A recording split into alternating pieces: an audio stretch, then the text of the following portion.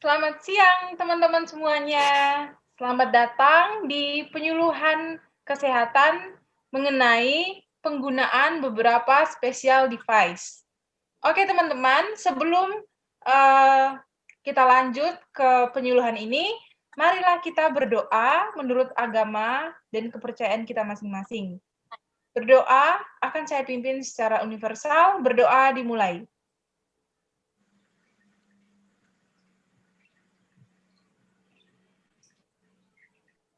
Berdoa selesai.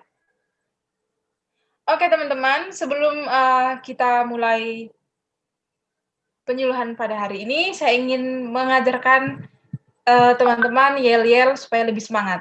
Oke, ketika saya berteriak penyuluhan kesehatan, saya harap teman-teman menjawab dengan sehat, sehat, sehat. Seperti itu ya teman-teman. Oke, kita mulai. Penyuluhan kesehatan, sehat, sehat, sehat, sehat. Tepuk tangan untuk kita semua. Yeay.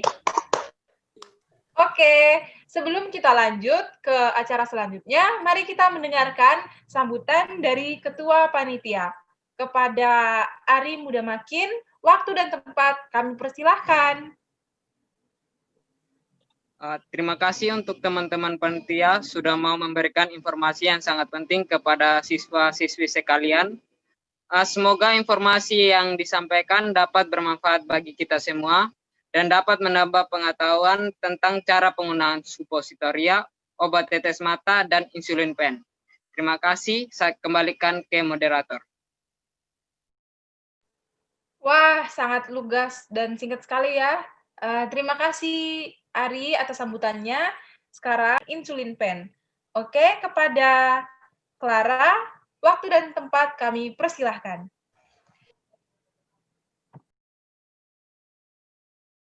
Baik, terima kasih kepada moderator Marli sudah memberikan waktu dan tempat kepada saya. Nah, sebelumnya ada pepatah bilang tak kenal maka tak sayang. Nah, saya akan memperkenalkan diri terlebih dahulu. Di sini saya yang berbicara adalah Clara Angelica dari Universitas Sanata Dharma, Fakultas Farmasi.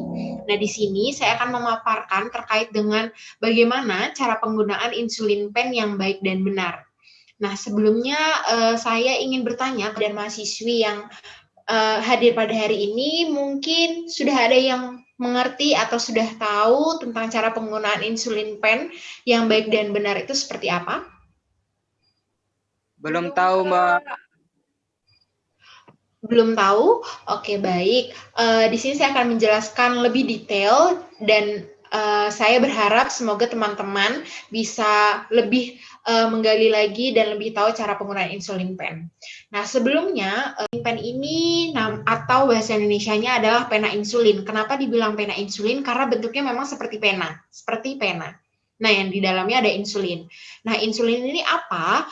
Insulin ini merupakan hormon yang diproduksi oleh sel beta Langerhans, di mana sel beta ini terdapat di pankreas tubuh yang berfungsi untuk menstimulasi pemasukan glukosa ke dalam sel tubuh. Nah, biasanya glukosa ini digunakan sebagai sumber energi dan membantu penyimpanan glikogen di dalam sel otot dan hati. Nah, diabetes ini adalah keadaan kelebihan kadar gula di dalam darah. Nah, di mana hormon insulin ini tidak mampu mengontrol kadar gula darah. Nah, oleh sebab itu, salah satu yang dapat dilakukan adalah dengan pemberian insulin dari luar, seperti itu.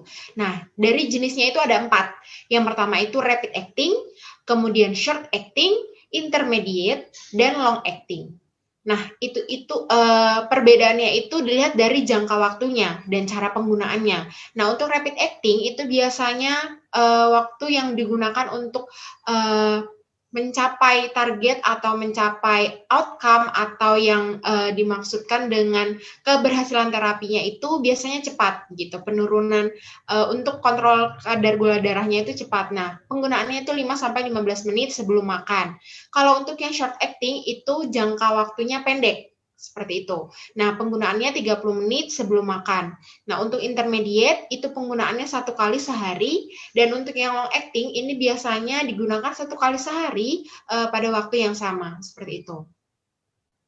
Baik, selanjutnya, nah saya akan langsung masuk bagaimana sih cara penggunaan insulin pen yang baik dan benar. Nah, untuk yang pertama itu persiapan insulin pen. Nah, persiapan insulin pen ini dipastikan sudah diresepkan oleh dokter. Kemudian yang pertama adalah dengan cara melepaskan tutup insulin pen seperti ini. Nah, sebelumnya juga dipastikan bahwa insulinnya itu tidak menggumpal atau tidak berwarna keruh. Nah, jika terjadi hal tersebut, diharapkan untuk menggosokkan insulin pen di telapak tangan seperti ini, atau seperti ini, kemudian dilarang untuk mengocoknya. Jadi hanya digosokkan telapak tangan seperti ini sampai warnanya tidak keruh lagi seperti itu. Kemudian buka kertas pada pembungkus dan tutup jarum pen. Nah, jadi insulin pennya itu yang ini. Kemudian nanti pen atau jarumnya itu tuh ada seperti jarum seperti ini. Sudah terlihat ya seperti yang digambar. Yang pertama itu tarik kertas pembungkus pada jarum pen. Ditarik kertasnya, kemudian diputar jarum insulin ke insulin pen. Kemudian dilepaskan penutup jarum yang bagian luarnya. Kemudian lepaskan penutup luar jarum agar jarum itu terlihat. Nah, untuk penutupnya ini sebaiknya disediakan wadah tersendiri, di mana itu adalah wadah yang memang diperuntukkan untuk tutup tersebut. Jadi jangan dibuang sama seperti limbah di rumahku.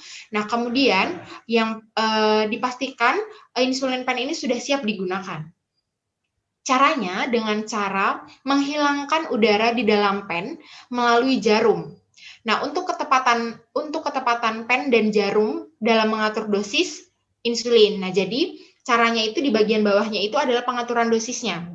Nah, itu bisa putar tombol yang pemilihan dosis itu di sini tuh ada tulisannya ya, ada 1 sesuai dengan unit dosis.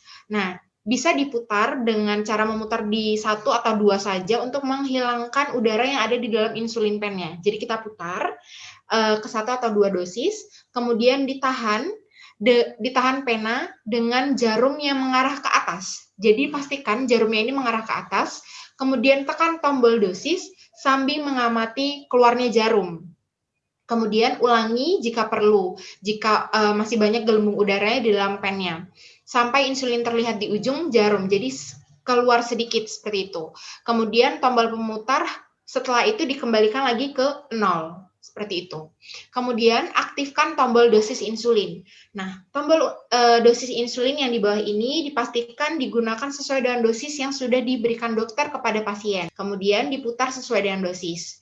Kemudian pasien atau yang menggunakan insulin ini memilih lokasi yang nyaman untuk melakukan penyuntikan.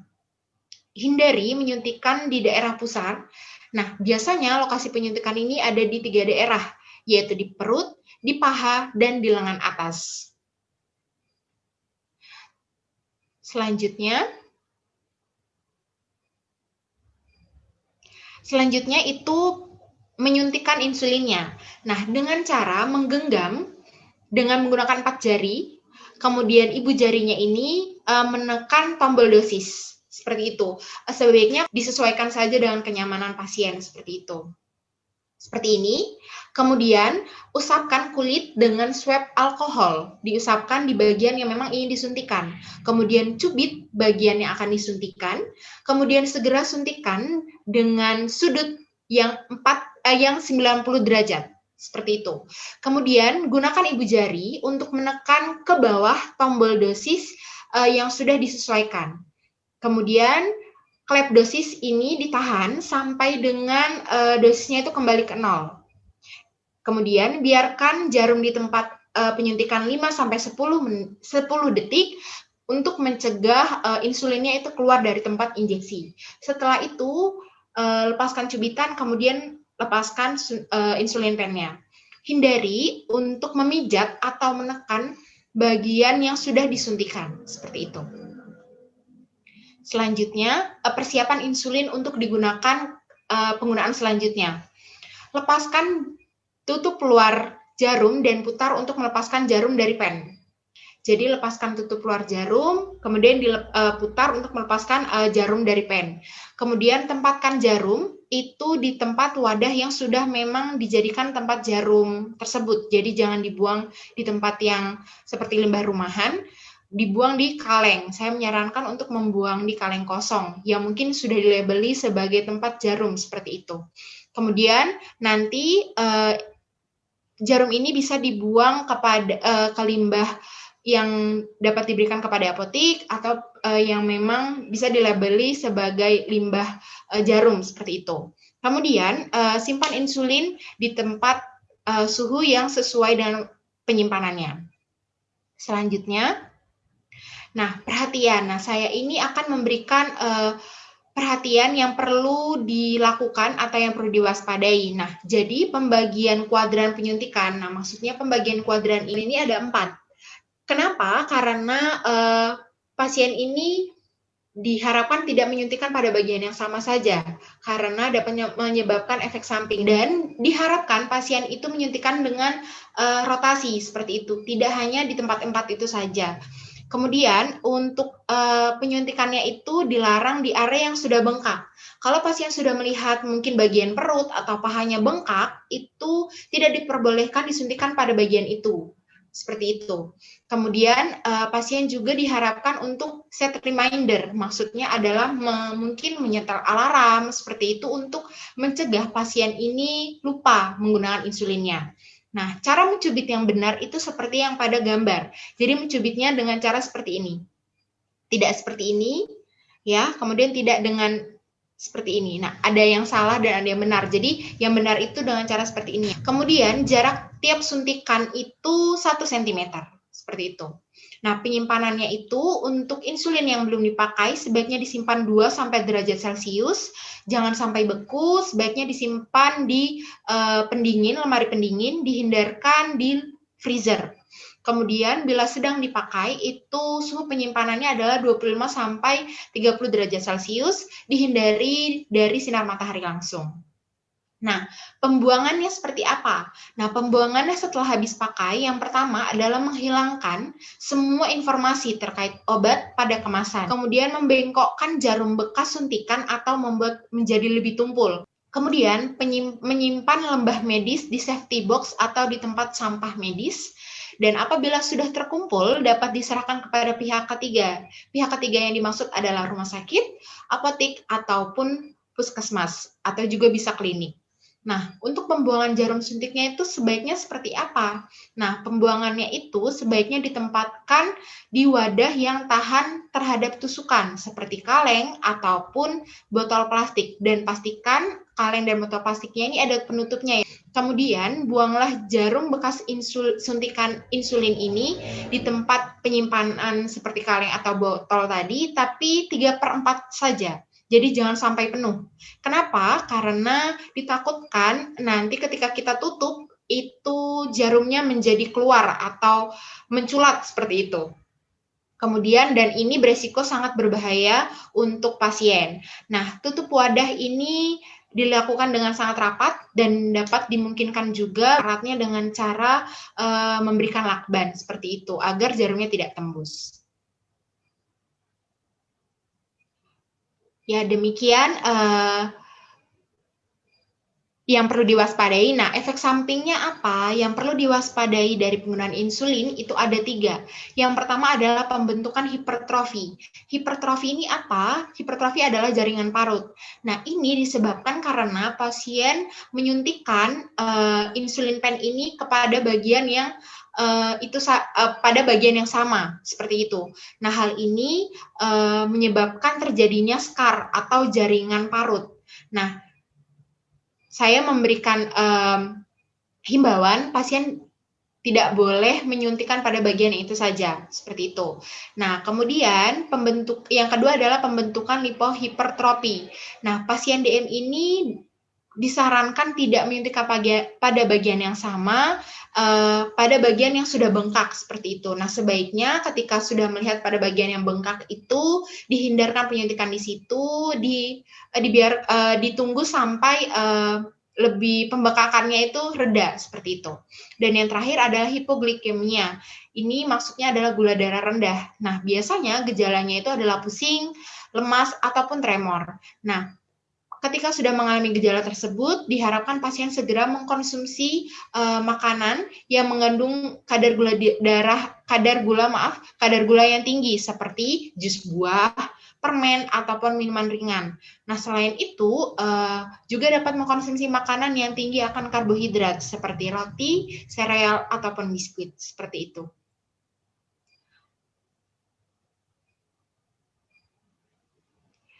Ya, dan ini yang terakhir, saya mengatakan kembali bahwa cara mengatasi lupa suntik dengan cara mengeset jam alarm, memastikan bahwa pasien tidak lupa, kemudian menjalankan penyuntikan dengan metode rotasi untuk menghindari efek samping yang terjadi, seperti itu, dan meminta alarm juga yang dipasangkan kepada keluarga kita. Jadi ketika kita lupa, keluarga kita bisa mengingatkan. Kemudian lokasi penyuntikan itu dibagi menjadi 4 kuadran, di mana digunakan selama 4 kuadran, dan 1 kuadran dapat digunakan selama seminggu, dilakukan dengan cara penyuntikan yang rotasi seperti yang sudah saya sebutkan tadi.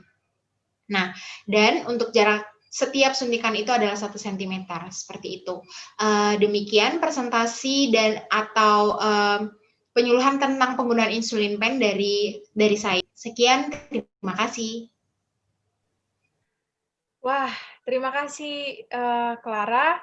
Ternyata sangat banyak ya apa yang kita dapatkan pada hari ini tentang cara penyuntikan, cara untuk mengatasi lupa. Terus ternyata kita harus waspada mengenai efek samping yang diberikan. Jadi semoga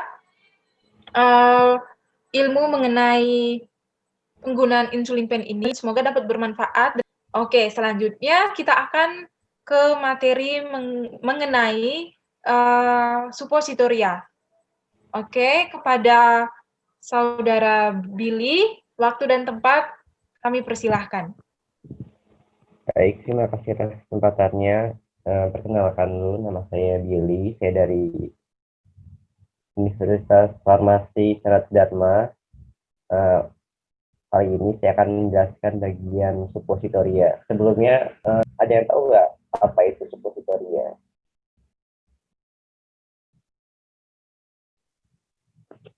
Halo, suara saya dengar? Belum dengar. Oh, belum ada yang tahu ya? Oke, supositoria itu merupakan bentuk sediaan farmasi atau bisa dibilang bentuk obat yang biasanya digunakan melalui dubur yang umumnya berbentuk torpedo atau peluru yang dapat melarut, melunak, atau meleleh pada suhu tubuh. Nah, supositoria itu memiliki berbagai jenis. Yang pertama itu ada ureta supositoria atau Bacilla atau Boges. Nah, ini merupakan supositoria yang biasanya digunakan melalui saluran kemih atau uretra yang biasa digunakan pada pria dan wanita. Nah, ukurannya kira-kira panjangnya 7-14 cm. Yang kedua itu ada vaginal supositoria atau ovula atau pessary. Ini biasa digunakan menggunakan alat yang dimasukkan melalui vagina atau alat kelamin wanita. Umumnya berbentuk bulat atau bulat telur dan berbobot kurang lebih 5 gram. Yang ketiga itu ada Rectal supositoria. Nah, ini bentuk supositoria yang paling sering digunakan yaitu melalui anus. Bentuknya seperti peluru dengan panjang kurang lebih 32 mm atau 1,5 inci. Beratnya kurang lebih untuk dewasa 3 gram, untuk anak-anak 2 gram. Ini memberikan keuntungan, yaitu apabila bagian yang besar masuk melalui otot penutup dubur, maka supos akan tertarik masuk dengan sendirinya. Untuk selanjutnya penyimpanan suppositoria. Penyimpanannya yang pertama jangan simpan di tempat yang terkena sinar matahari langsung atau karena memiliki suhu yang lebih tinggi dari suhu ruang. Ya, hal ini akan mengakibatkan suppositoria meleleh atau melembek. Yang kedua, simpan di tempat yang sejuk, hindari dari jangkauan matahari. Yang terakhir itu hindari dari jangkauan anak-anak. Biasanya suppositoria itu disimpan di kotak obat atau di lemari yang tertutup matahari atau tinggi letaknya jauh dari jangkauan anak-anak itu. Selanjutnya ada cara penggunaan suppositoria. Yang pertama itu baiknya sebelum menggunakan teman-teman cuci tangan menggunakan air dan sabun. Walaupun jam sekarang emang seharusnya kita cuci tangan dan air dan sabun sebelum melakukan sesuatu ya. Yang kedua itu periksa dulu apakah bentuk teksturnya suponya masih bagus, keras. Kalau jika suppositoria sudah lembek, masukkan kembali ke dalam kulkas atau bisa direndam di dalam air dingin selama 30 menit. Yang ketiga itu bisa dibuka bungkusnya. Jika terlihat atau terasa suponya sudah lembek, itu bisa diulangi lagi ke langkah kedua, masukkan ke kulkas atau air dingin. Yang keempat, untuk penggunaannya bisa teman-teman itu berbaring miring ke salah satu sisi, seperti pada gambar, dengan tekuk satu lutut ke arah badan, seperti terlihat pada gambar seperti itu. Selanjutnya, teman-teman bisa mengangkat salah satu bagian pantat dengan tangan kanan agar area rektal itu lebih terbuka. Selanjutnya bisa masukkan obat ke dalam anus dengan bagian bulat terlebih dahulu atau bagian yang runcit terlebih dahulu. Lanjutkan dengan bagian yang tumpul. Yang ketujuh, setelah obatnya masuk, teman-teman bisa berbaring lurus seperti pada gambar. Nah, posisi ini ditahan beberapa menit, sekitar 3 menit, agar obatnya dapat meleleh. Yang terakhir itu, teman-teman dapat mencuci tangan dengan air dan sabun untuk membersihkan sisa-sisa obat yang ada di tangan. Untuk pembuangannya, untuk bungkusnya, teman-teman bisa langsung buang ke tempat sampah. Untuk obat, sisa, atau kadaluarsa, itu bisa dikembalikan ke apotek, puskesmas, atau rumah sakit terdekat. Seperti itu. Demikian informasi mengenai suppositoria yang bisa saya berikan. Terima kasih atas perhatiannya. Saya kembalikan lagi kepada M. Oke, jadi begitu ya teman-teman. Sekarang sudah tahu kan apa itu suppositoria dan cara penggunaannya? Iya, sudah tahu. Sudah tahu. Oke, terima kasih teman-teman. Jadi suppositoria itu sediaan yang dimasukkan lewat dubur atau vagina ya teman-teman. Untuk penggunaannya seperti yang dijelaskan oleh Billy tadi. Nah, sekarang kita akan lanjut mengenai penggunaan obat tetes mata yang baik dan benar. Kepada Saudara Erika, waktu dan tempat kami persilahkan.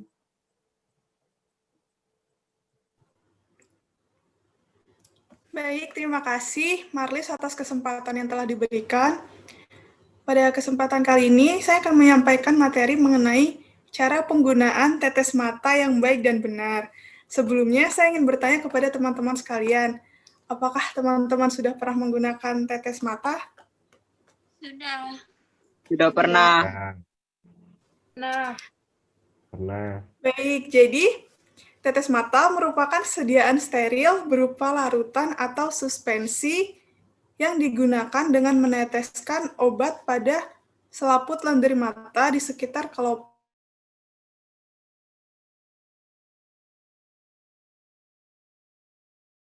Produk tetes mata harus terbebas dari kontaminasi. Salah satu sumber kontaminasi adalah bakteri. Nah, dalam penggunaannya, obat tetes mata ini dibagi menjadi 2 macam.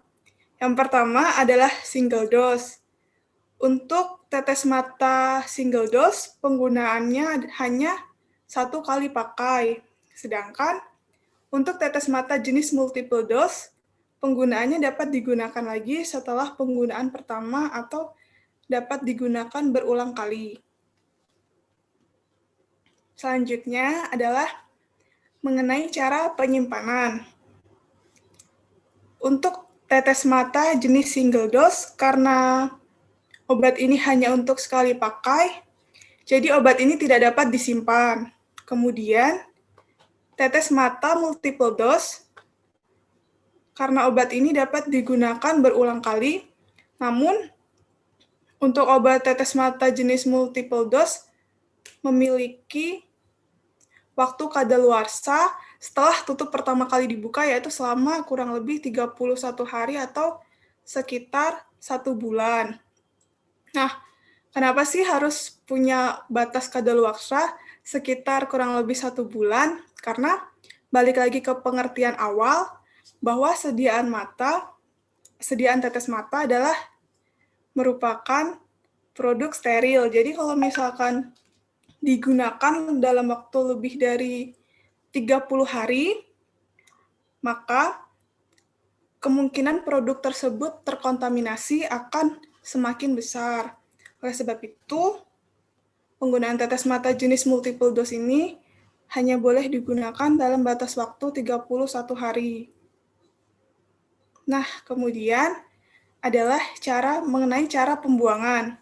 Perlu diperhatikan bahwa pembuangan tetes mata ini tidak boleh dilakukan secara sembarangan.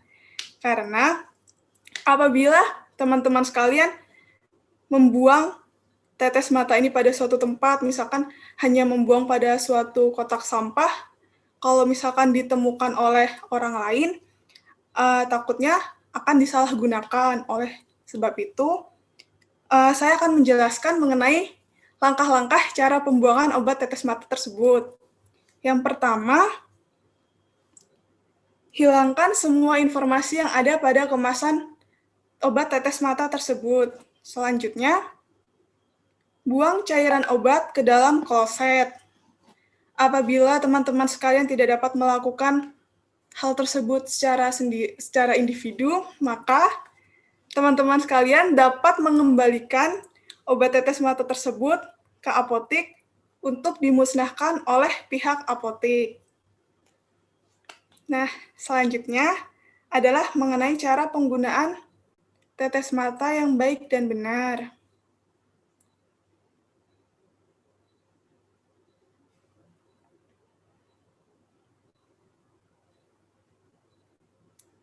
Perlu diperhatikan bahwa sebelum menggunakan obat tetes mata, teman-teman sekalian harus mencuci tangan terlebih dahulu. Kemudian, langkah yang pertama adalah tengadahkan kepala ke belakang dan arahkan pandangan mata ke arah atas. Selanjutnya, tarik kelopak bawah mata menggunakan jari hingga membentuk suatu lekukan. Selanjutnya, teteskan obat mata secara perlahan ke dalam kelopak mata bagian bawah sesuai dengan yang dianjurkan di atas. Kemudian, setelah obat mata masuk, pejamkan mata sekitar 2-3 menit untuk memastikan bahwa obat mata menyebar ke seluruh bagian mata. Nah, setelah itu, apabila terdapat cairan berlebih, maka teman-teman sekalian dapat membersihkannya dengan menggunakan tisu atau kain kasa. Kemudian perlu diperhatikan Apabila terdapat 2 macam tetes mata, maka harus diberi jeda waktu antara pemberian obat pertama dengan obat kedua. Nah, selisih waktu yang diberikan itu kurang lebih selama 5 menit. Selanjutnya, jika teman-teman sekalian menggunakan soft lens atau lensa kontak, maka lepaskan terlebih dahulu lensa kontak teman-teman, kemudian ditunggu sampai sekitar kurang lebih 15 menit sebelum penggunaan obat tetes mata. Sekian dari saya dan terima kasih. Terima kasih Erika atas penjelasannya mengenai obat tetes mata. Wah, ternyata penggunaan obat tetes mata ini tidak bisa sembarangan ya teman-teman. Jadi obat tetes mata itu ada 2, yang single dose sama yang penggunaannya bisa banyak. Nah, jadi perlu diperhatikan mengenai jenis-jenisnya. Selain itu, dari ketiga special device yang kita bahas pada hari ini, sebelum melakukan atau sebelum kita memakai, kita harus mencuci tangan terlebih dahulu. Kenapa kita harus mencuci tangan terlebih dahulu? Hal ini supaya meminimalkan terjadinya kontaminasi dari tangan kita yang kotor. Jadi perlu sekali untuk membersihkan tangan kita sebelum kita memakai alat-alat tersebut. Oke, sampai di sini apakah ada yang ingin ditanyakan?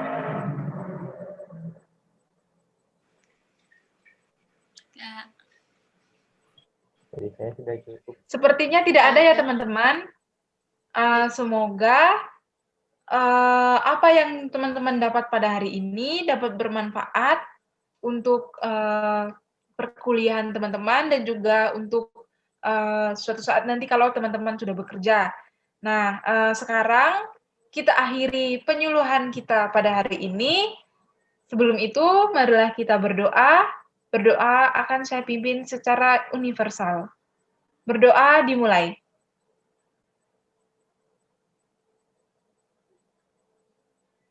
Berdoa selesai. Terima kasih teman-teman untuk waktunya dan teman-teman juga sudah menyediakan waktu sampai penyuluhan ini selesai. Terima kasih teman-teman. Sekarang teman-teman bisa melanjutkan aktivitas teman-teman dan juga bisa tanya-tanya lagi ke narasumber, misalkan teman-teman ingin mengetahui lebih lanjut terkait alat-alat atau special device yang kita bahas pada hari ini. Oke, saya Marlis, terima kasih untuk perhatiannya. Saya mohon undur diri ya teman-teman, sampai jumpa di penyuluhan-penyuluhan selanjutnya. Dadah. Selamat siang semua. Terima kasih. Terima kasih. Terima kasih teman-teman.